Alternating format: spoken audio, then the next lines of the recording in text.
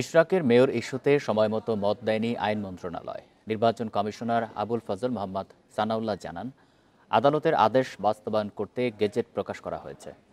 বুধবার কমিশন সভা শেষে সাংবাদিকদের কাছে এসব কথা বলেন তিনি। গত ২৭ এপ্রিল ইশরাককে ঢাকা দক্ষিণ সিটি কর্পোরেশনের মেয়র ঘোষণা করে গেজেট প্রকাশ করে নির্বাচন কমিশন।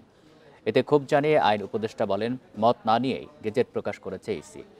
গত ২৭ মার্চ ২০২০ সালের ১ ফেব্রুয়ারি অনুষ্ঠিত সিটি কর্পোরেশন নির্বাচনের ফল বাতিল করে ইশরাক হোসেনকে বিজয়ী ঘোষণা করে রায় দেন আদালত। একই সঙ্গে শেখ ফজলেনুর তাপসের গেজেট বাতিল করা হয়।